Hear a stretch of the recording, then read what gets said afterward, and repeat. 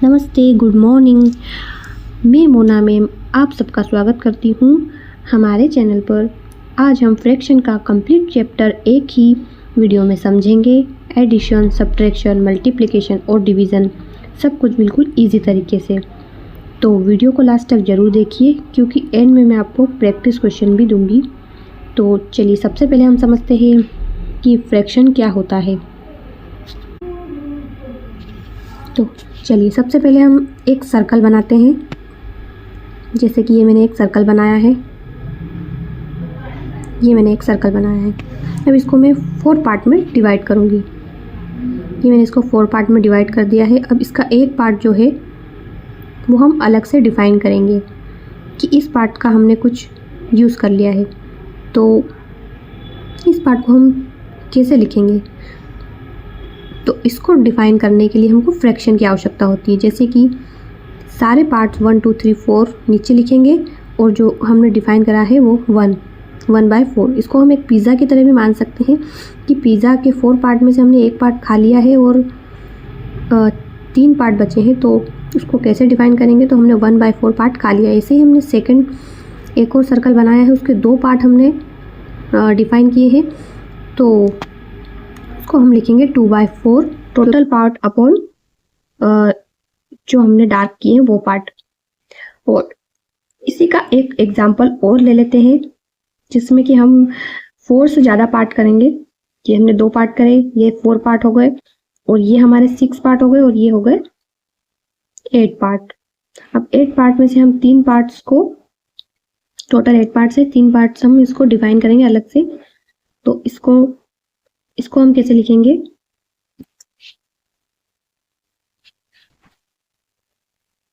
Total parts कितने हैं 8 और ऊपर कितने पार्ट है 3। ये हमारा एक फ्रैक्शन बन गया। ये तीनों हमारे एक फ्रैक्शन को डिफाइन करते हैं और फ्रैक्शन के ऊपर के पार्ट्स को हम बोलते हैं न्यूमरेटर। ऊपर वाले पार्ट्स को हम न्यूमरेटर बोलते हैं और नीचे वाले पार्ट्स को हम डिनोमिनेटर बोलते हैं। डिनोमिनेटर, ठीक है। और ये बीच की लाइन होती है, ये इन दोनों को सेपरेट करती है, ठीक है। तो चलिए अब हम इसके ऊपर क्वेश्चन लेते हैं। इसके ऊपर हमको addition, subtraction and multiplication, division सीखना है। सबसे पहले हम एडिशन को लेंगे, एडिशन ऑफ फ्रैक्शन।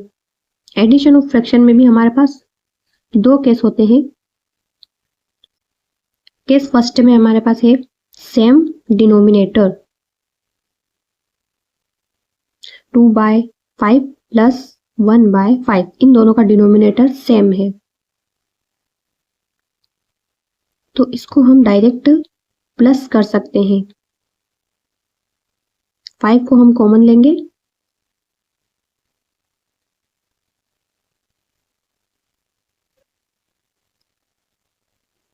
2 + 1 और 5 को हमने ले लिया है कॉमन, इसको हम डायरेक्ट लिख सकते हैं।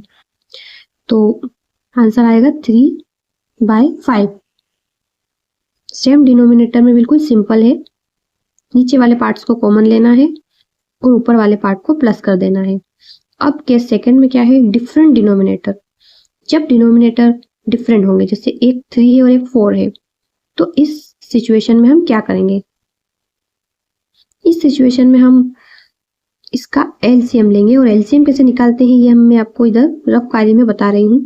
3 बन जाए 3 और यहाँ 2 का करेंगे तो 2 2 जा 4, 1 ऐसा कैसा 2 बन जा 2, यहाँ 2 लिख दिया मैंने बाय मिस्टेक। चलिए 3 2 जा 4, 3 2 जा 6 और 6 2 जा 12। इसका हमारे पास एलसीएम आएगा 12 एलसीएम आया है।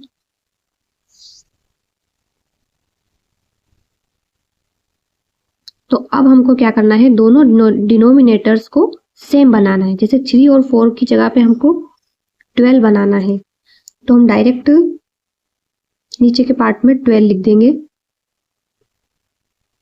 अब यहाँ पे ध्यान से सुनने वाली बात ये है कि ऊपर के पार्ट्स में क्या लिखा जाएगा। तो सबसे पहले देखेंगे 3 की टेबल में 12 कितनी बार आता है। 3 की टेबल में 12 आता है, 3 4 जा 12।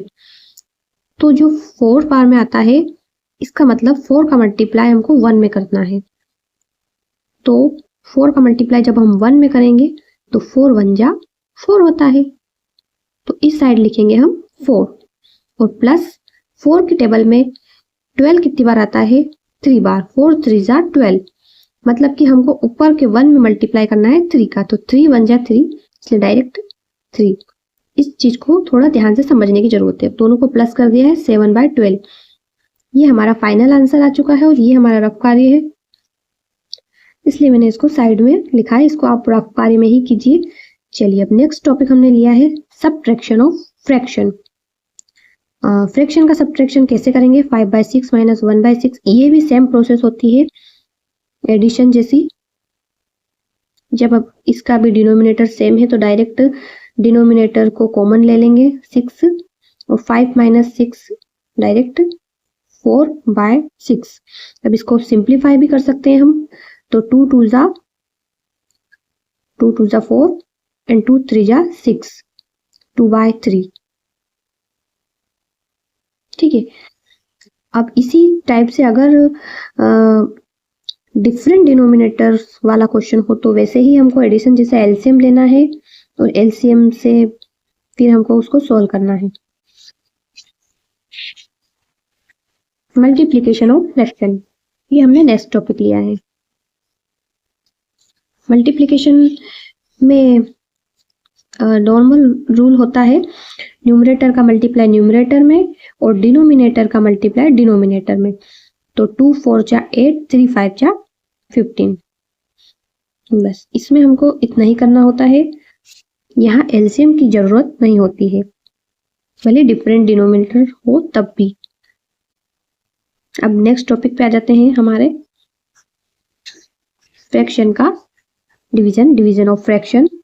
इसमें भी हमने 2/3 डिवाइड 4/5 लिया है। इसका रूल ये होता है कि सेकंड फ्रैक्शन का उल्टा करो या रेसिप्रोकल लो, चलिए फिर मल्टीप्लाई करो। तो हम सबसे पहले आगे का पार्ट तो सेम ही लिखेंगे 2/3 एंड उसके बाद हमने मल्टीप्लाई लगाया और पीछे का पार्ट हम उल्टा लिखेंगे, जैसे 4/5 का हो गया 5/4। इसी प्रकार से अब हमको इनको मल्टीप्लाई करना, जैसे हम मल्टीप्लाई करते हैं 2 × 5 = 10, 3 4 जा 12 और को हम फिर सिंप्लीफाई करेंगे 2 5 जा 10, 2 6 जा 12, 5/6। ये हमारा है फाइनल आंसर। अब हमने डिवीजन ऑफ फ्रैक्शन भी सीख लिया है और चारों प्रकार के मतलब एडिशन, सब्ट्रैक्शन, मल्टीप्लिकेशन, डिवीजन चारों हमने सीख लिए हैं कि ये फ्रैक्शन में किस प्रकार किए जाते हैं। तो चलिए हम इसके ऊपर मैं आपको कुछ क्वेश्चंस देती हूँ जो कि इस प्रकार से हैं, क्योंकि आपको सॉल्व करके मुझे कमेंट में आंसर करके बताना है। 3/8 प्लस 1/8 सेकेंड है हमारा 7/9 माइनस 2/9। थर्ड नंबर पे है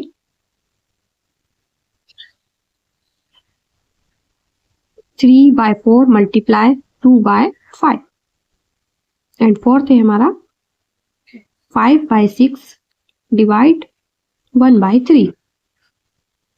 इस प्रकार से प्लीज कमेंट कीजिए आंसर, तो मैं आपको बता दूंगी इसका आंसर क्या है इनके। चलिए, थैंक यू। अगर आपको ये वीडियो पसंद आई हो तो वीडियो को लाइक करें, अपने दोस्तों के साथ शेयर करें और चैनल को सब्सक्राइब जरूर करें। मिलते हैं नेक्स्ट वीडियो में एक नए टॉपिक के साथ। Thank you so much.